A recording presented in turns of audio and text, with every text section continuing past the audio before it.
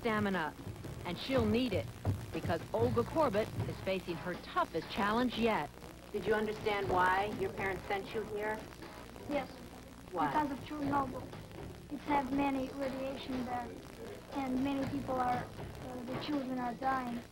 And Lila, they've been equally hard on Olga Korbut. When did you first realize that something terrible had happened? When I saw people who are ill, and particularly children. In the gym. I love and I need it. Recognize the face? Well, how about the smile? One look at her son may bring you back. Although she might appear to be a typical suburban mother with her husband and child, don't let that fool you. After all, it's been nearly 20 years since you last saw her. And it wasn't on the ground here in New Jersey, but in the air in Munich. And a front off. Look at the gal go. The 1972 Olympic Games. Olga Korbut danced onto the scene, stole the crowd's hearts, and revolutionized women's gymnastics. 3 gold medals later, she had the critics calling her Peter Pan in pigtails. And American audiences in love with her warmth and determination. Little girl is an absolute sensation. She was the embodiment of the strength of the Soviet Union. To the Western world, a symbol of the success of communism. You told me that it was extremely difficult for you when you stopped competing to make the transition from the life of a gymnast to an ordinary person. How difficult was that? The most painful was that I was thrown out like something no longer needed. If the past couple decades have been difficult on communism, they've been equally hard on Olga Korbut. Her rebellious nature and refusal to join the Communist Party ostracized her from the Soviet sports system and prevented her from capitalizing on her Western success.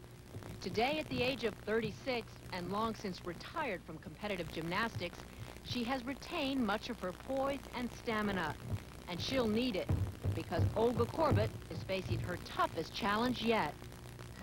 In the Soviet Union, a major nuclear accident, a major meltdown of the history's worst civilian nuclear accident. When did you first realize that something terrible had happened? When I saw people who are ill, and particularly children.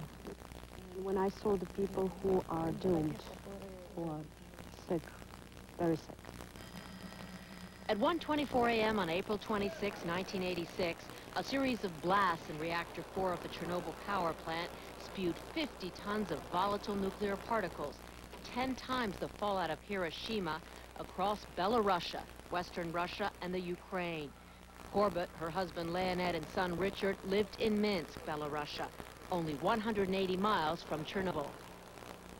I do not remember this day as anything special, because we learned about Chernobyl from Europe 10 days after it happened, 10 days when people should have been hiding. But slowly, Korbut began to realize something terrible had happened. Rumors of contaminated food and water began to circulate. Children developed unheard-of sicknesses.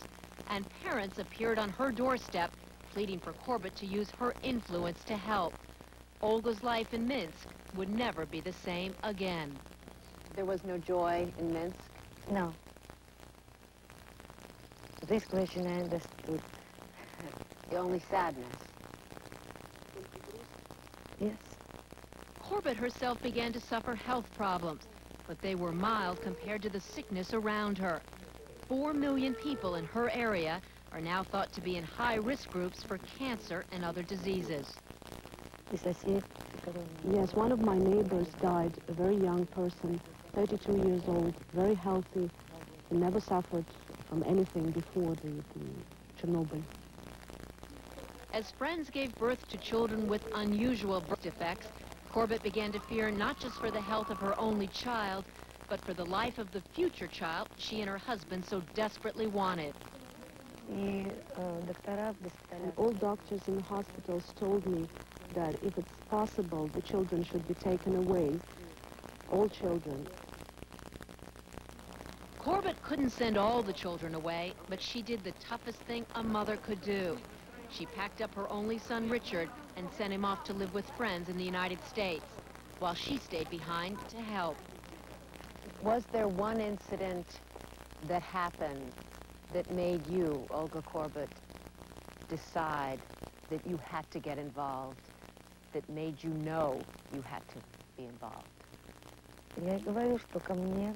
When I first started meeting the parents of these sick children, and when I came here with medical analysis for one girl, but it was too late, she died.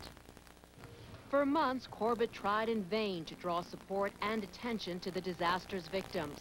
Last March, with her health in decline, that frustration, coupled with the separation from her son, proved to be too much. Thinking she could do more good in the country that originally brought her fame, she and her husband left Minsk and joined Richard in the United States. Did you understand why your parents sent you here? Yes. Why? Because of Chernobyl. It's have many radiation there, and many people are, the children are dying, and they don't want me to be there. Did a lot of your friends talk about radiation, No. talk about Chernobyl? No, Never talked about it. They don't know. they don't know that. Children don't know. Do you miss the Soviet Union? Yes, I have many cousins there, grandparents. Do you worry about them? Yeah, I want them to come here Why? because of radiation. It was because of that radiation that Korbut and her family came here to the Fred Hutchinson Cancer Research Center in Seattle, Washington, an institute that had previously treated Chernobyl victims. Why don't you go ahead and step up onto that? Yeah. For an exhausting and agonizing 2 days, she, Richard, and Leonette underwent extensive tests to determine what, if any, damage had been done.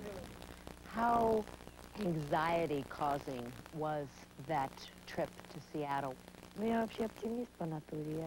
I'm very optimistic by nature, and I avoid very sad thoughts, but of course I thought somewhere unconsciously that something might have happened. Soviet gymnast Olga Korbut got some welcome news today from Dr. The outcome of the test made local and national news. The family received a clean bill of health for now. And while no one is sure of the long-range effects of radiation, one thing was for certain. America was embracing Olga Korbut all over again. You are luckier than most, are you not? Yes. Korbut's hoping that luck will allow her to accomplish what she couldn't do at home, put a human face on the disaster of Chernobyl. We're here to announce the Olga Korbut Foundation. The Olga Korbut Foundation at the Fred Hutchinson Center plans to raise money for research, bring Soviet doctors here for training, as well as export much-needed medical supplies. Eventually, the foundation plans to build a state-of-the-art cancer facility back in Belarusia. Korbut has spent the past few months furiously championing her cause, and her mission is enormous. Wherever she goes these days, Olga Korbut pleads the case of the children of Chernobyl.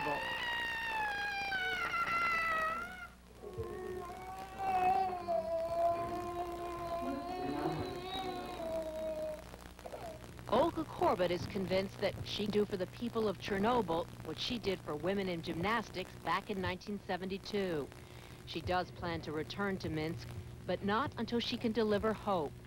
Today, with a fresh start in America, her family intact and healthy for the moment, Olga Korbut continues to go for the gold. You want to have an American baby? Yeah. Your husband told me soon. Yeah. He wants daughter. He wants daughter. Yeah. An American daughter. Just